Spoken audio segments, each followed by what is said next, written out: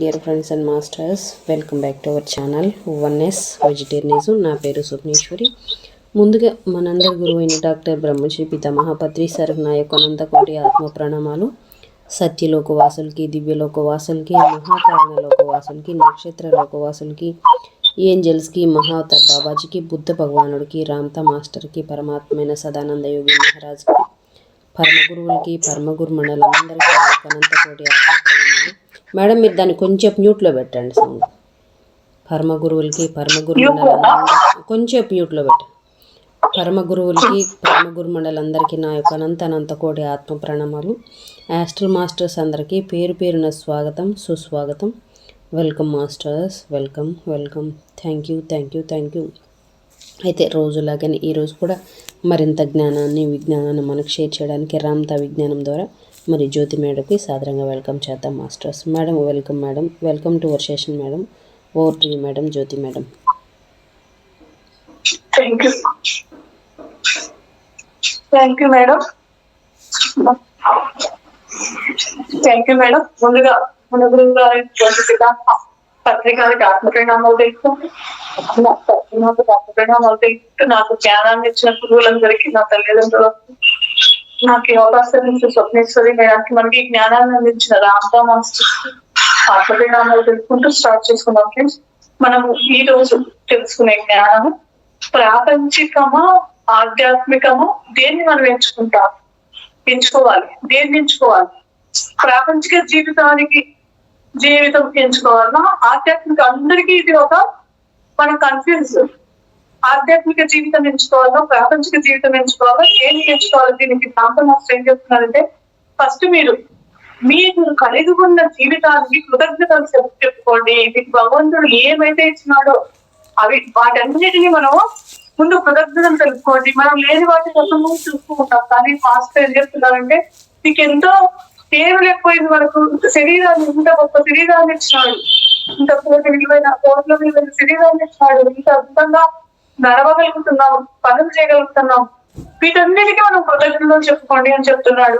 మీలోని బ్రహ్మ పదార్థం తన చైతన్య పరిణామాన్ని వ్యాప్తి కావించడం వరకు మీలోని దైవ పదార్థము చైతన్యం పెంచుకున్నటకు, మీరు ఇంకా జీవించే ఉన్నందుకు కృతజ్ఞతలు తెలపండి.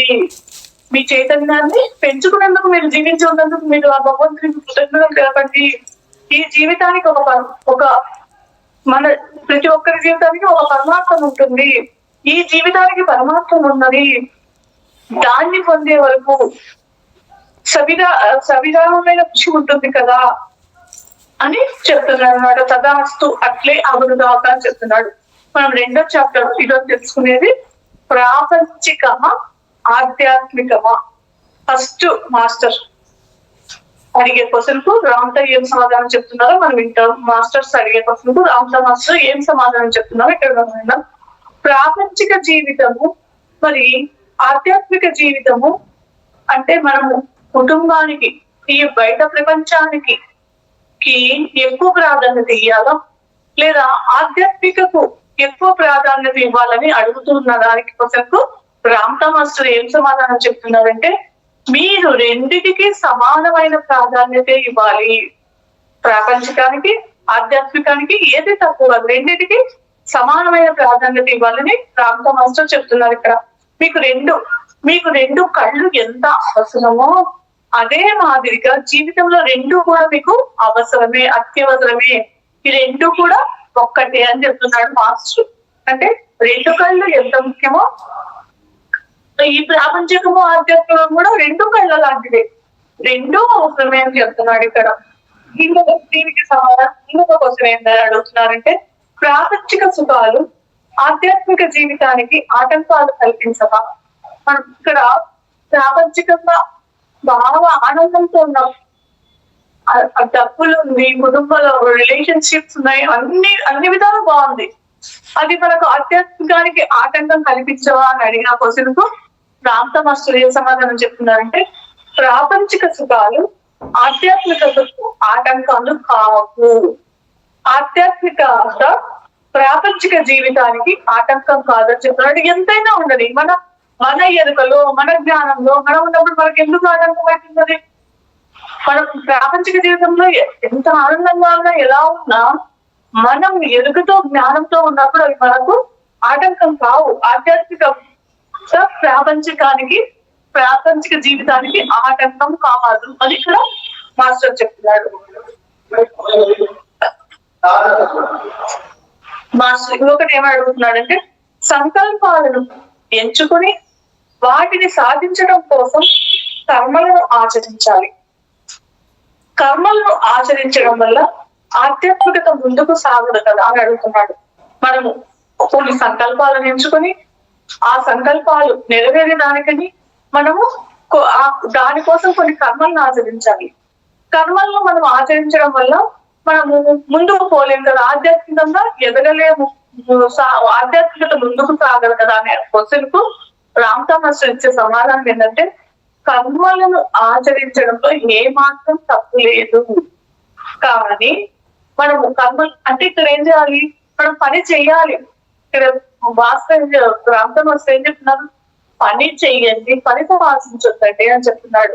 కర్మలు ఆశించే మన పని మనము చేసుకుంటూ వెళ్ళాలి పని, కానీ చేసినాక నాకు ఎంత కష్టపడినా నాకు రాలేదు అనే ఫలితం ఆశించవద్దండి.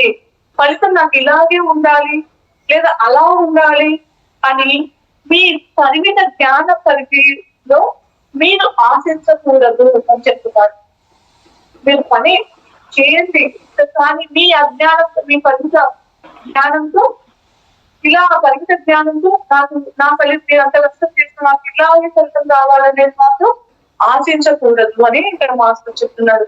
కర్మఫలం లేదా కర్మ నుండి ఫలితం ఎలా ఉండాలి, ఎప్పుడు ఆ ఫలితాన్ని మీకు అందజేయాలి అనే విషయాన్ని మీ అంతరంగం చూసుకుంటుంది.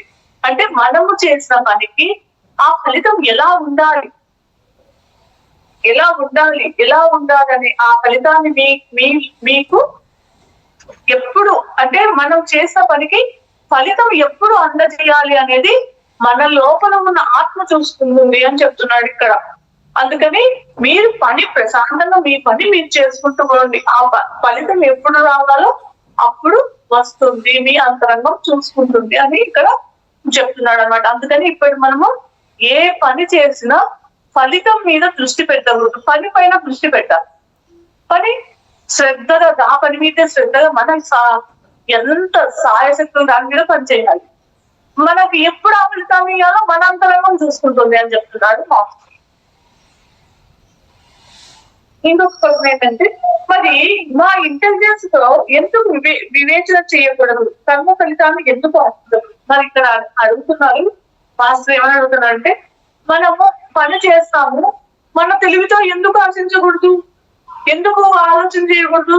ఇంత గొప్ప పనులు చేస్తాను, నాకు ఫలితం ఇట్లా ఉండాలి అట్లా ఉండాలి ఎందుకు ఆలోచించకూడదు, కర్మ ఫలితాన్ని ఎందుకు ఆశించకూడదు అనే ఆ క్వశ్చన్ కు మాస్టర్ ఏం చెప్తున్నారంటే, రామ్తా మాస్టర్, మీ మనసులో ఉండే ఇంటెలిజెన్స్ అనేది చాలా తక్కువ, అపరిమితమైనది, చాలా స్వల్పమైనది. అది మీ అంతరంగము, మీ లోపల ఉన్న జ్ఞానము, మీ ఆత్మకి ఉన్న జ్ఞానము చాలా అపరిమితమైనది. మీ మనసులో ఉన్న జ్ఞానము తక్కువ, మీ అంతరంగంలో ఉన్న జ్ఞానం అనేది చాలా అపరిమితమైనది. దానికి, మీ అంతరంగంలో ఉన్న జ్ఞానానికి అనంతమైన శక్తి సామర్థ్యాలు ఉన్నాయి అని చెప్తున్నాడు అనమాట రామ్తా మాస్టర్. అందుకని మనము మన ఈ పరిమితమైన మనసుతో మనం ఆలోచించకూడదు. ఆ లోపల మన అంతరంగంలో అనంతమైన జ్ఞానం ఉంది, దాంతో మనకు ఎప్పుడు ఏది అవసరమో అప్పుడు అది వస్తుంది అని చెప్తున్నాడు. అందుకనే పని చేసుకుంటూ పోయాలి, ఎప్పుడు ఏది అవసరం అన్నప్పుడు మనకు మన అంతరంగం నుంచి మనకు అందుతుంది. మాస్టర్ ఇంకొక క్వశ్చన్ ఏమని అడుగుతున్నారంటే, నాకు జీవితంలో ఏమేమి కావాలో అన్ని అప్రయత్నంగానే వస్తాయా అని అడిగిన మాస్టర్ అడిగిన క్వశ్చన్ కు రామ్తా మాస్టర్ ఏం చెప్తున్నాడంటే, నాకు జీవితంలో ఏమేమి కావాలో, నాకు ఈ రోజుకి ఏది కావాలి, ఇంకొక రోజు ఇంకొకటి కావాలి, ఎన్నో ఉంటాయి, అవన్నీ నాకు నేను ప్రయత్నం చేయకుండానే నాకు వస్తాయా అని అడిగిన క్వశ్చన్ కు రామ్తా మాస్టర్ ఏం చెప్తున్నారంటే, మీరు ఏవి కావాలో స్పష్టంగా నిర్దిష్టంగా మీకు తెలిసి ఉండాలి. మీకేం కావాలో మనకేం కావాలో ముందు మనకు తెలిసి ఉండాలి. నిర్దిష్టంగా స్పష్టంగా నాకు ఈరోజు ఇది కావాలి అని స్పష్టంగా నిర్దిష్టంగా మనకు తెలిసి ఉండాలి. మీరు అడగకుండా మీకు ఏమి ఇవ్వబడదు. దీన్ని మనం అండర్లైన్ చేసుకోవాలి పాయింట్. మనకు అడగకుండా ఏమి ఇవ్వబడదు. మనకు ఏమి కావాలో, మనకు ఏదైతే అవసరమో అది ఖచ్చితంగా మనకు తెలిసి ఉండాలి. అది మనము కోరుకున్నప్పుడు మనకు మన జీవితంలోకి సృష్టించబడుతుంది. మనం అడగకుండా ఏది ఇవ్వబడుతుంది. యేసు ప్రభువు కూడా చెప్తాడు అడగండి ఇవ్వబడుతుంది అని చెప్తాడు అన్నమాట. అందుకనే మీకు ఏమి కావాలో స్పష్టంగా నిర్దిష్టంగా మీకు తెలిసి ఉండాలి. మీరు అడగకుండా ఏమి ఇవ్వబడదు. మీరు అడిగినవన్నీ, మీరు ఏవైతే అడుగుతారో అవన్నీ మీకు అప్రయత్నంగానే మీ లోపల అంతఃప్రపంచం చేత మీకు అందించబడతాయి. ఏమి కావాలో అంటే మీరు అడిగినవి మీకు తెలియకుండానే మీకు అందించబడతాయి మీ లోపల అంతఃప్రపంచం నుంచి. ఏమి కావాలో స్పష్టంగా, అందుకని మనం ఏమి కావాలో స్పష్టంగా అడగాలి వదిలేయాలి. మీకు ఎప్పుడు అవసరం అది ఇవ్వబడుతుంది అని చెప్తున్నాడు ఇక్కడ. అందుకని మనం ఏమి కావాలో అడగకుండా ఏది ఇవ్వబడదు. మనకి ఏది కావాలో స్పష్టంగా నిర్దిష్టంగా మనకు తెలిసి ఉండాలి అని ఇక్కడ రామదా మాస్టర్ మనకు చెప్తున్నాడు. మనం అడిగినవన్నీ మనకు అప్రయత్నంగానే మన లోపల అంతర్ప్రపంచం చేత మనకు అందించబడతాయి. అది కూడా మన లోపల అంతర్ప్రపంచం చేత మనకు అందించబడతాయి అని చెప్తున్నాడు. కానీ ఏమి కావాలో మీకు స్పష్టంగా తెలిసి ఉండాలి, తెలిసి అడగాలి, స్పష్టంగా అడగాలి. మీకు ఏదైతే కావాలో అది స్పష్టంగా అడగాలి అని ఇక్కడ రామదాసు చెప్తున్నారు. ఇంకొక క్వశ్చన్ ఏమని అడుగుతున్నారంటే, మాస్టర్ ఇతరుల నుండి సహాయాన్ని అర్థించవచ్చునా అని అడుగుతున్నాడు. మనం ఎవరినైనా సహాయం అడగవచ్చునా అన్నదానికి రామదా మాస్టర్ ఏం చెప్తున్నాడంటే, మీరు అసలు ఎవరిని సహాయము అర్థించవలసిన అవసరమే లేదు. ఈ సృష్టిలో ఒకరినొకరు సహాయ సహకారాలు అందిస్తారు, ఇచ్చి పుచ్చుకుంటారు. మీకు ఏవేవి అవసరమో, మీ సంకల్పాలు ఎలాంటివో వాటికి అనుగుణంగా, మరి మీ ఊహాశక్తికి అనుగుణంగా అన్ని మీకు సమకూడతాయి. మీకు ఏమి అవసరమో మీ ఊహాశక్తికి అనుగుణంగా మీకు అన్ని మీ జీవితంలోకి సమకూరుతాయి. అన్నిటినీ మీ అంతర్ప్రపంచమే చూసుకుంటుంది.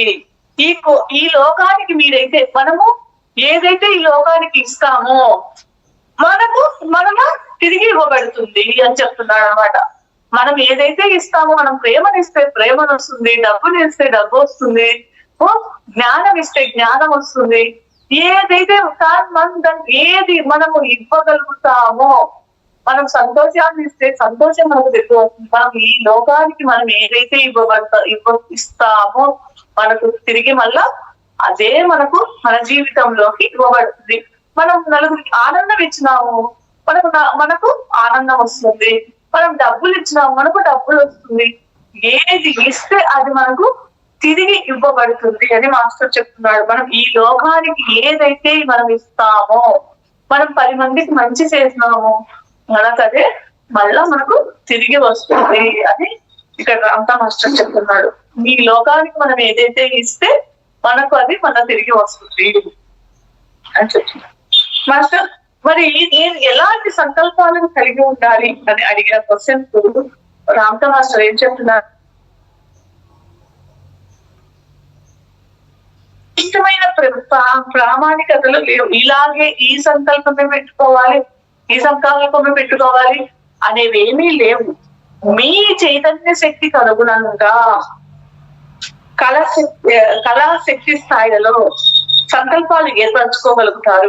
అంటే మన శక్తి స్థాయికి అనుగుణంగా మనము సంకల్పాలు ఏర్పరచుకుంటాం. శక్తి స్థాయికి అనుగుణంగానే మీరు ఏమేమి కావాలో, మన శక్తిని బట్టే మనకి ఏమేమి కావాలో మనము కోరుకుంటాము అని ఇక్కడ రామదా మాస్టర్ చెప్తున్నాడు. మాస్టర్ ఇంకొక క్వశ్చన్ ఏంటంటే, మాస్టర్ గొప్ప సంకల్పాలు లేదా గొప్ప లక్ష్యాలు ఎంచుకోవచ్చునా? గొప్ప లక్ష్యాలు గొప్ప సంకల్పాలను ఎంచుకోవచ్చునా అంటే రామదా మాస్టర్ ఏం చెప్తున్నారంటే, ఎంత గొప్ప సంకల్పాలు లేదా ఎంత గొప్ప లక్ష్యాలైనా మీరు ఎంచుకోవచ్చు. ఎంత గొప్ప, నేను ఇప్పుడు గొప్ప సంకల్పాలు అంటే నేను లక్షల మందికి ధ్యానం నేర్పిస్తా, అంటే మనం ఇక్కడ నేను ఇంట్లో ఉన్నా ఎట్లా నేర్పిస్తాను అనేది కాదు. ఎంత గొప్ప సంకల్పమైనా అది ఏ విధంగా విధంగా జరిగిపోతుంది, ఏర్పరచుకోవచ్చు. ఆ సంకల్పం ఎంత గొప్ప లక్ష్యాన్ని మనము ఎంచుకోవచ్చు. ఎంత గొప్ప సంకల్పాలనై లేదా ఎంత గొప్ప లక్ష్యాలనైనా ఎంచుకోవచ్చు అని చెప్తున్నాడు. ఎంచుకునే సర్వ స్వతంత్రము ప్లస్ స్వేచ్ఛ మనకు ఉన్నది. ప్రతి ఒక్కరికి ఇది మనము ఎంత గొప్ప సంకల్పాలను ఎంచుకున్నా ప్రతి ఒక్కరికి సర్వ స్వతంత్రము స్వేచ్ఛ అనేది ఉన్నది అని చెప్తున్నాడు. మరి ఫలానా సంకల్పాలు గొప్పవి, మరి ఫలానా సంకల్పాలు హీనమైనవి, లేదా ఫలానా సంకల్పాలు అల్పమైనవి అని ఇక్కడ ఏమి అంటే ఈ సంకల్పం చిన్నది, ఈ సంకల్పం పెద్దది, ఈ సంకల్పాలు అల్పమైనది ఇలాగ ఏమీ ఉండవు. మనకు సాధారణంగా మన ఎనర్జీ లెవెల్స్ కు మన శక్తి స్థాయిలకు అనుగుణంగానే అంటే మన శక్తి స్థాయిలకు అనుగుణంగానే మన గుణాలు ఉంటాయి అని చెప్తున్నాడు. అనుగుణంగానే గుణాలు ఉంటాయి. మనకు ఎక్కువ శక్తి స్థాయిలు కలిగినప్పుడు అలాంటి గుణమే కలిగి ఉంటాం. తక్కువ శక్తి స్థాయిలు కలిగినప్పుడు ఆ తక్కువ స్థాయి గుణాలనే మనము కలిగి ఉంటాము. మనకు ఆ గుణాలకు అనుగుణంగానే మనము సంకల్పాలను ఎంచుకుంటూ ఉంటాము.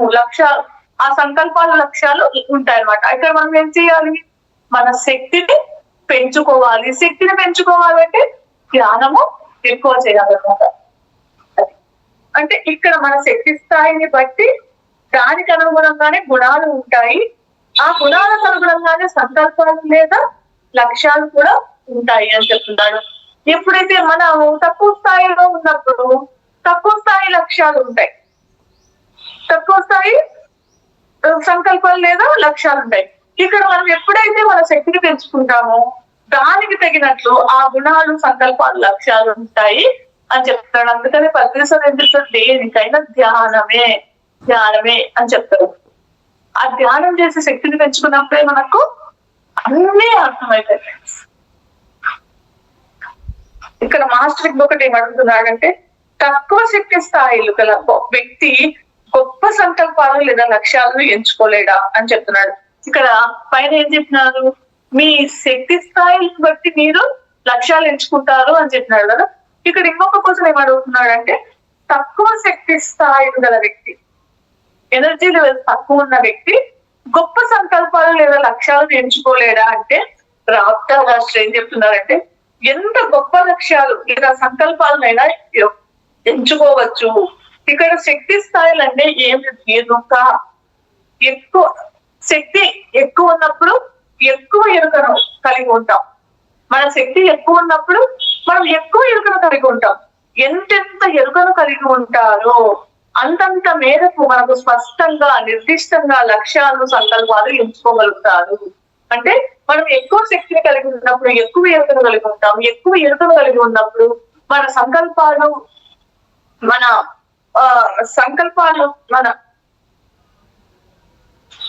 లక్ష్యాలు కూడా నిర్దిష్టంగా కరెక్ట్ గా ఉంటాయని చెప్తున్నాడు. కరెక్ట్ గా మనము ఆ సంకల్పాలను లక్ష్యాలను ఎంచుకోగలుగుతామని ఇక్కడ మాస్టర్ చెప్తున్నాడు.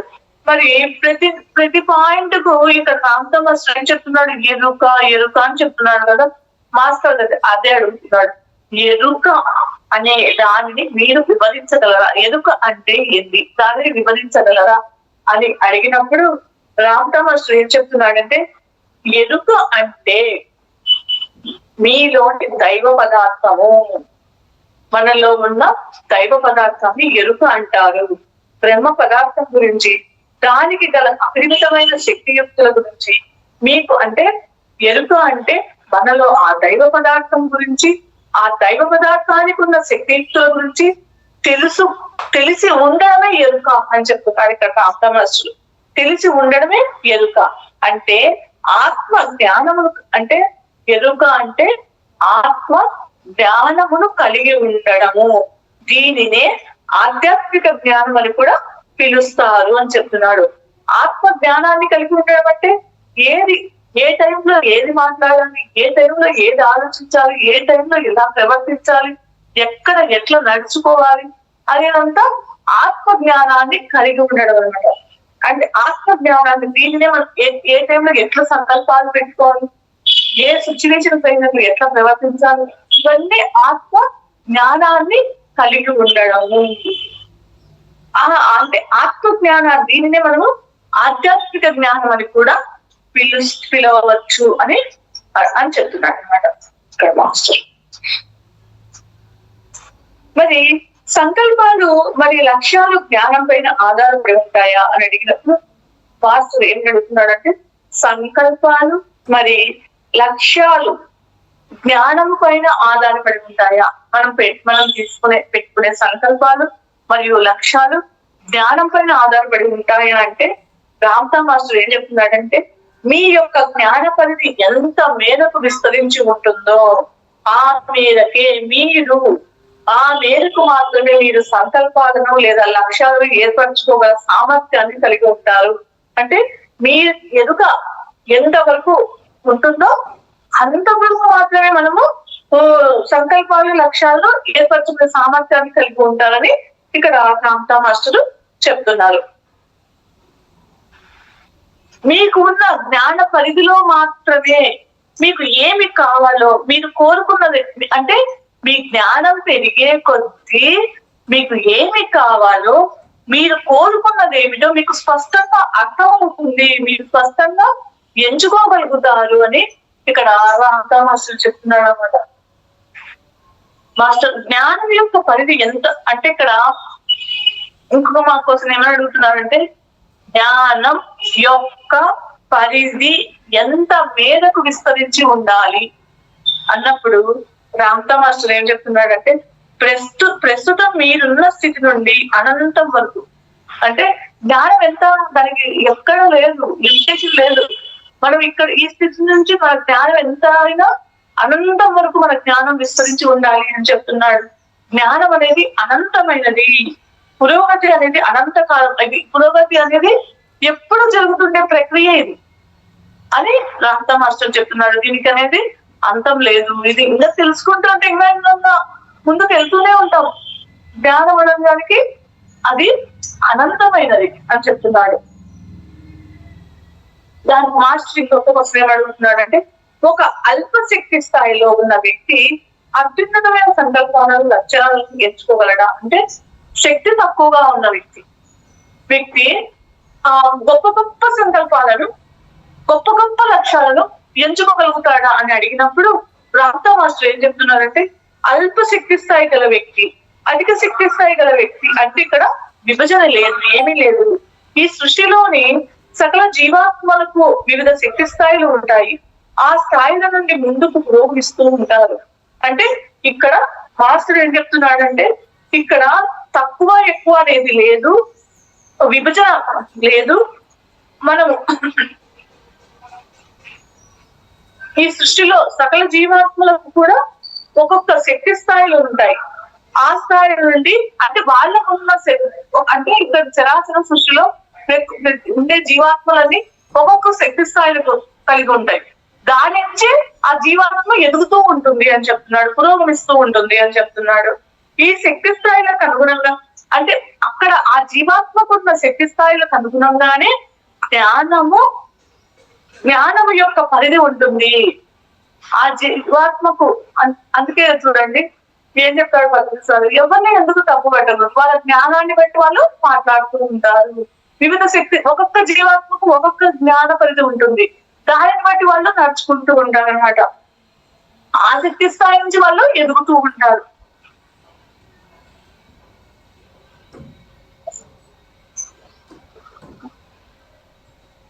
జ్ఞానం అంటే మీ ఆత్మశక్తి పట్ల, జ్ఞానం అంటే మనకున్న ఆత్మశక్తి పట్ల ఎదుగుత. జ్ఞానం అంటే ప్రకాశము.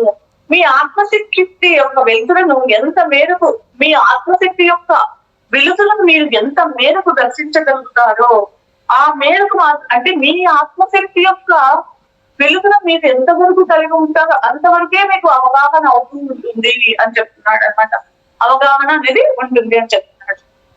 ఇంకొక క్వశ్చన్ ఏంటంటే, మాస్టర్ మంచి సంకల్పాలు మరి చెడు సంకల్పాలు అనేవి ఉండవా అని అడిగినప్పుడు రామ్తా మాస్టర్ ఏం సమాధానం చెప్తున్నాడంటే, ఒక నిర్దిష్ట శక్తి స్థాయిలో ఉన్న వ్యక్తి ఎంచుకునే సంకల్పాలు అతని వరకు చాలా మంచిగానే ఉంటాయి.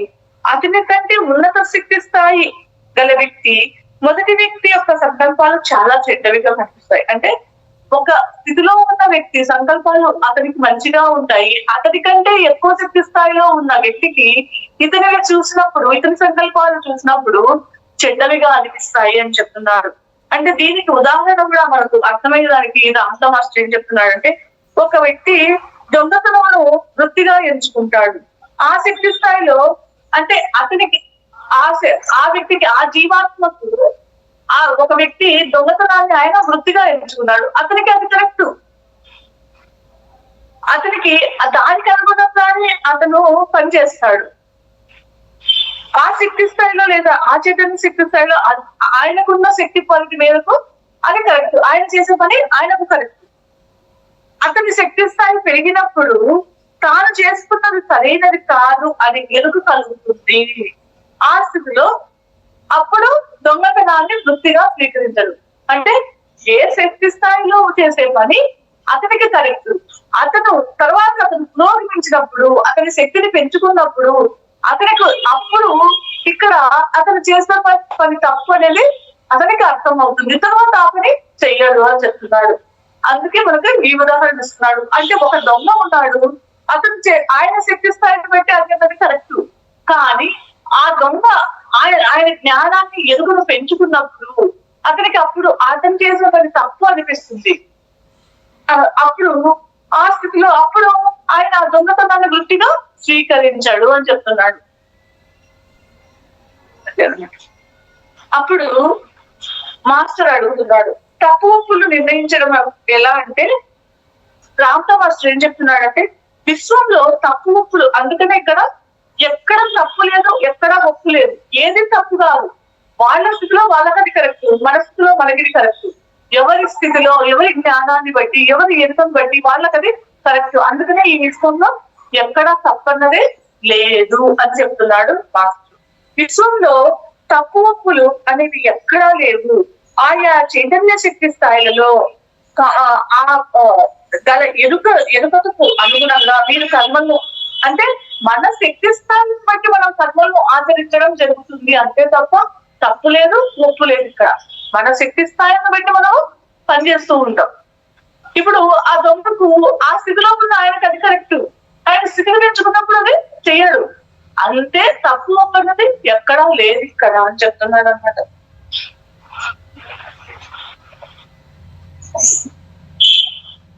మరి ఇక్కడ మాస్టర్ ఇంకొక కోసం ఏమడుగుతున్నాడంటే, దొంగతనమును వృత్తిగా స్వీకరించిన వ్యక్తి వల్ల ఇతరులకు హాని జరుగుతుంది కదా, వాళ్ళు నష్టపోతారు కదా అని అడిగినప్పుడు, దొంగతనం చేసినప్పుడు ఎంతో మంది నష్టపోతారు కదా, వాళ్ళకు అందరికీ హాని జరుగుతుంది కదా అని అడిగినప్పుడు రామతా మాస్టర్ ఏం చెప్తున్నాడంటే, ఎవరెవరు ఏదేది వాంచేస్తున్నారో దాన్ని మాత్రమే పొందుతారు.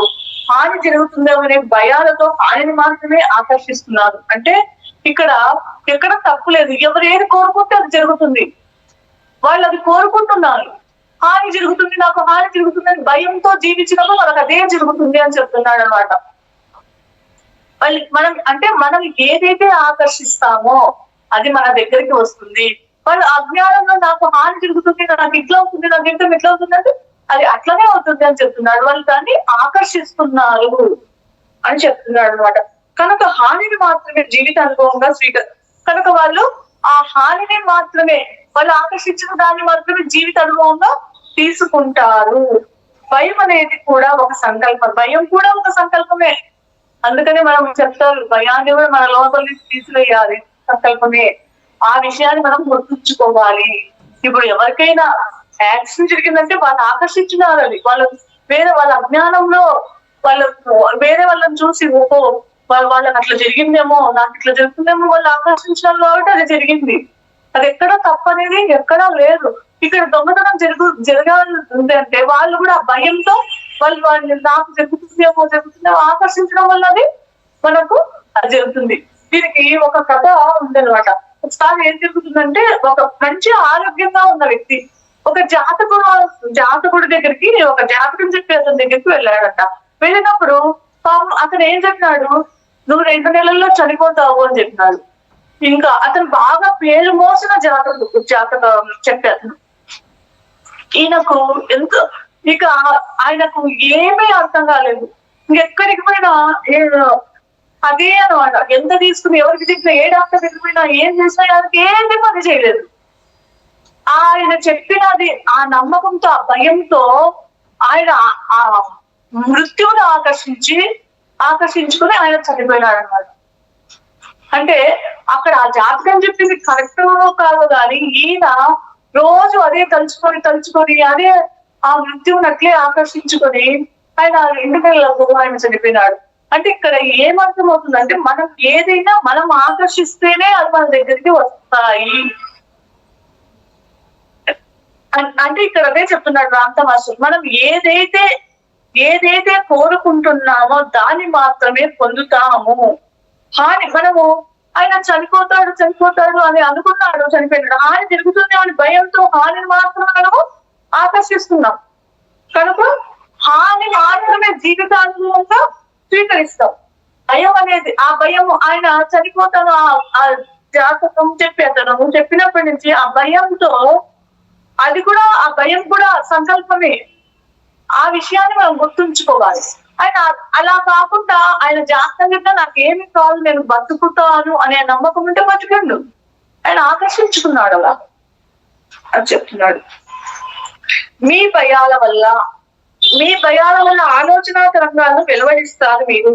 ఆ ఆలోచన తరంగాలన్నీ మీరు మీ భయాల వల్లనో, మీ కోపాల వల్లనో, మీ దేని వల్ల దాని వల్ల మీకుంటే మీ లోపల ఉండే గుణాల వల్ల బయటికి ఆ ఆలోచన తరంగాలను మీరు వెలువడించినప్పుడు ఆ ఆలోచన తరంగాలన్నీ వాస్తవ రూపం చెందుతాయి అని చెప్తున్నాడు. వాస్తవ రూపం చెందుతూ ఉంటాయి అని ఇక్కడ మాస్టర్ చెప్తున్నాడు. అందుకనే మనము ధ్యానం చేయాలి. ధ్యానం చేసి మనలో ఉన్న ఆ నెగిటివిటీని అంతా తీసివేయాలి. అందుకే గురువులందరూ ఎందుకు చెప్తారు, ఒకరిని చూసి మీరు జడ్జిమెంట్ చేయకూడదు, ఇతరుల జీవితంలోకి మనము తొంగి చూడకూడదు. ఎందుకు చెప్తారు అంటే ఆ ఇతరుల జీవితాల్లోకి మనం చూసినప్పుడు మనం చేసే ఆలోచన తరంగాల వల్ల మన జీవితం ప్రభావితం అవుతుంది. అందువల్ల మనం ఎవరికి కూడా నో జడ్జిమెంట్స్, నో కామెంట్స్ అని చెప్తారు.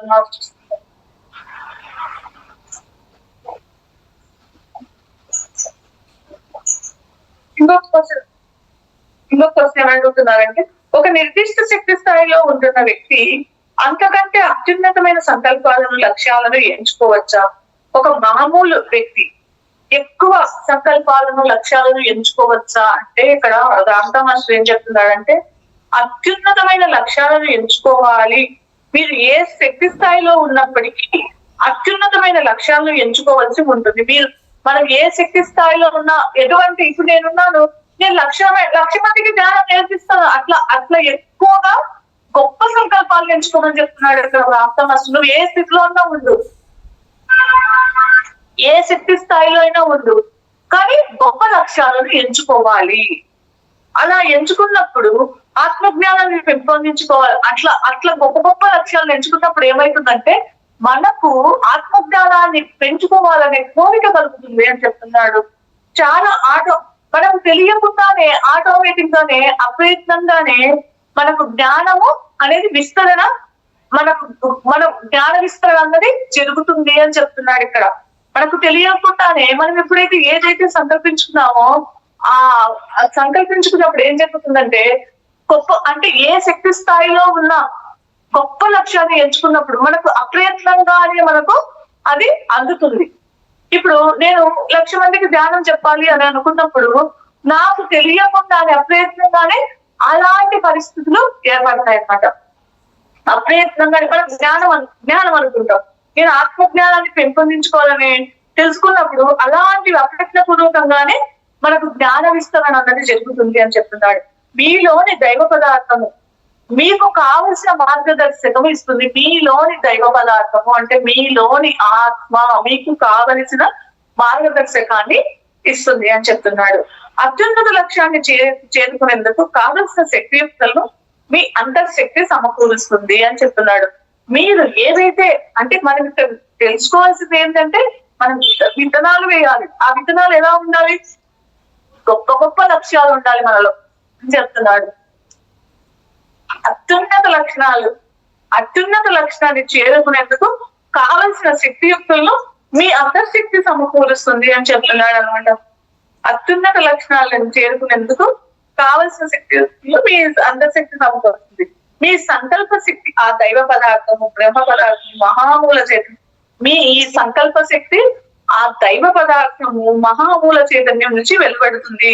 అది బాహ్య ప్రపంచంలో మీకు వాస్తవ రూపం చెందే వరకు మీరు చేసిన సంకల్పము, ఆ దైవ పదార్థము, ఆ మహామూల చైతన్యం నుంచి వెలువడుతుంది. మీకు అది బాహ్య ప్రపంచంలో వాస్తవ రూపం చెందేందుకు అది ప్రజ్వలిల్లుతూనే ఉంటుంది అని ఇక్కడ రామతా మాస్టర్ చెప్తున్నాడు.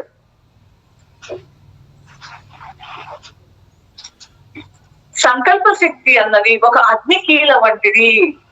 అగ్నికీల నిశ్చలంగా విరామ స్థితిలో ఉండజాలదు కదా అని చెప్తున్నాడు. అత్యున్నత లక్ష్యాలు లేదా సంకల్పాలు మిమ్మల్ని అత్యున్నత చైతన్య శక్తి స్థాయిలను అందుకునేందుకు తోడ్పడతాయి. అంటే అత్యున్నత లక్ష్యాలు, గొప్ప గొప్ప లక్ష్యాలు, గొప్ప గొప్ప సంకల్పాలు మిమ్మల్ని గొప్ప చైతన్య శక్తి స్థాయిలను మీ శక్తి స్థాయిని పెంచుకునేందుకు తోడ్పడతాయి. మీలోని బ్రహ్మ పదార్థం నుండి ఆ సంకల్పాలు, లక్ష్యాలు సరిపడే ఎదుక ప్లస్ జ్ఞానము రాబట్టడానికి మీలో జిజ్ఞాసను కలిగించి మిమ్మల్ని కార్యోముఖులను అవి చేస్తాయి అని చెప్తున్నాడు.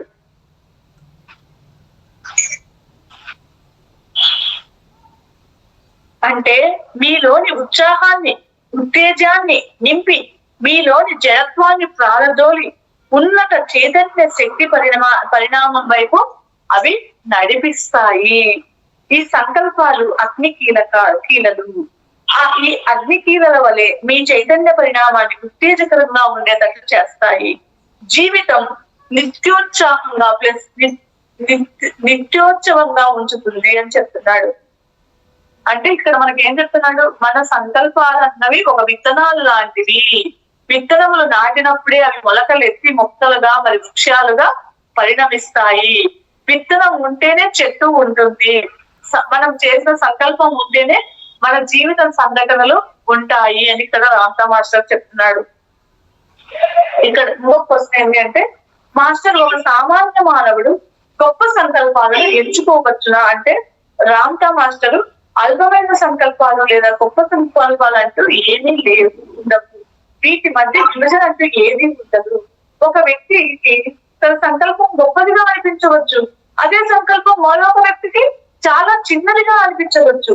అల్పమైనవి లేదా గొప్పమైనవి అనే నిర్ధారణ ఒక సాపేక్షంగా ఉంటుంది. అంటే ఇక్కడ మనకి ఎగ్జాంపుల్ ఏం చెప్తున్నాడంటే, ఎందుకంటే గొప్పవి తక్కువవి అనేవి ఏమీ లేవు.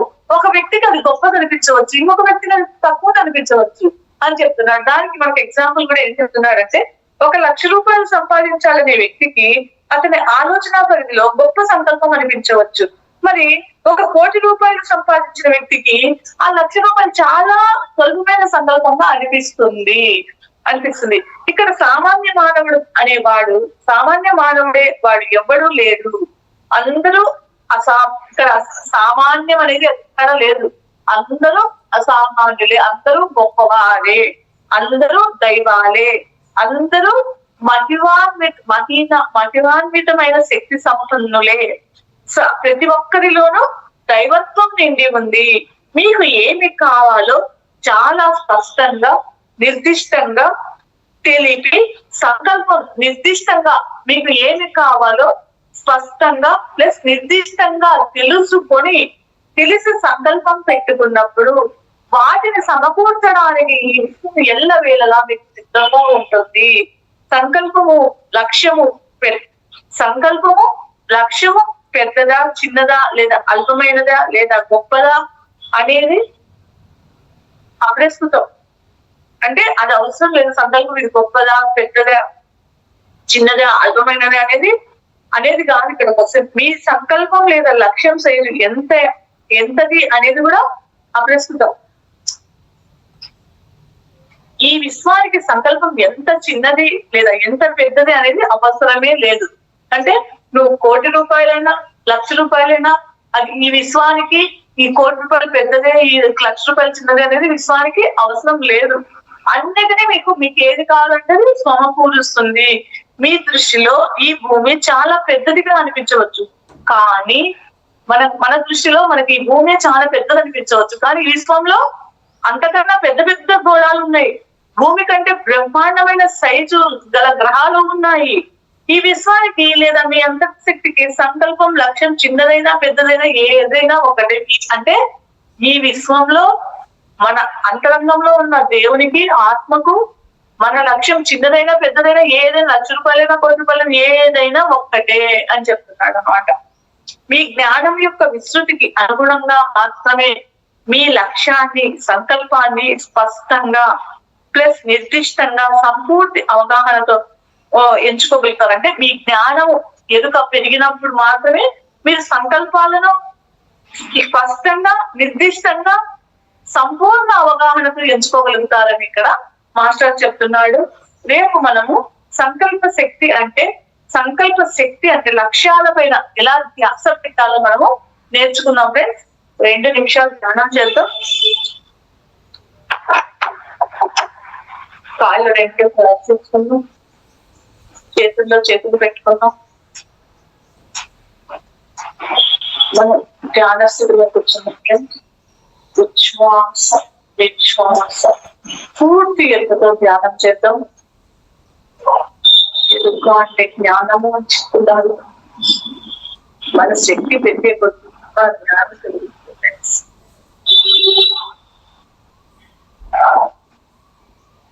రామస్వామి యొక్క జ్ఞానం అంతా నా శరీరం అనుభవంలో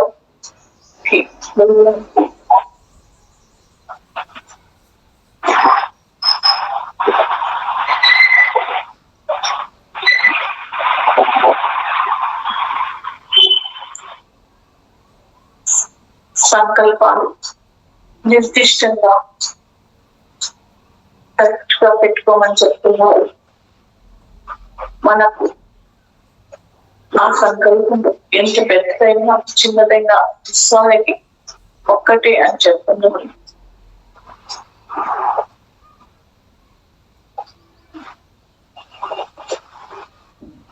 అడుగుతేనే ఇవ్వబడుతుంది అని చెప్తున్నారు.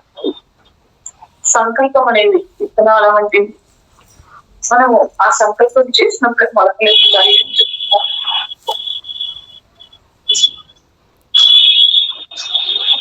ఈ విశ్వంలో తప్పు ఒప్పు అనేది ఎక్కడా లేదు అని చెప్తున్నారు. ఎవరి స్థితికి వాళ్ళకి అది కరెక్ట్ అని చెప్తున్నారు. వాళ్ళ జ్ఞాన పరిధి పెంచుకునే కొలది వాళ్ళకు అవగాహన అవుతుంది అని చెప్తున్నాం.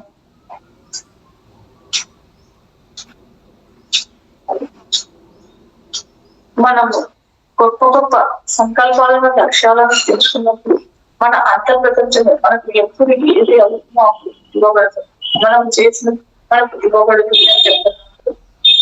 మనము పని చెయ్యాలి కానీ ఫలితం ఆశించకుండా కూడా చెప్తున్నాడు. మనం పని చేసినప్పుడు మనకు మన అంతర్ప్రపంచం మనకు ఎప్పుడు ఏది కావాలో అది ఇస్తుంది అని చెప్తున్నారు. మనము ఈ విశ్వానికి ఏమైతే ఇస్తామో అదే పొందుతాము అని చెప్తున్నారు.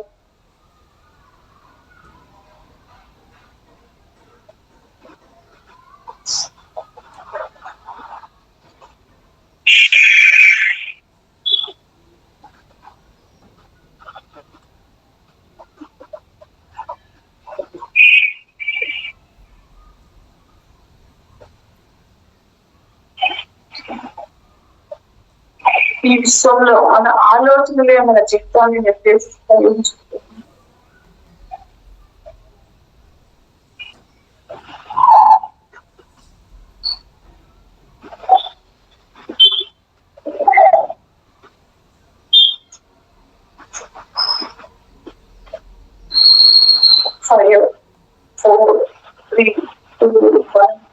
నిదానంగా అదే చూసుకుంటూ కళ్ళు తిరుగుతుంటే నాకు ఈ అవకాశం చూస్తుంది. మేడానికి చూస్తున్న మీ అందరికీ రామతా మాస్టర్ వేల మేడం.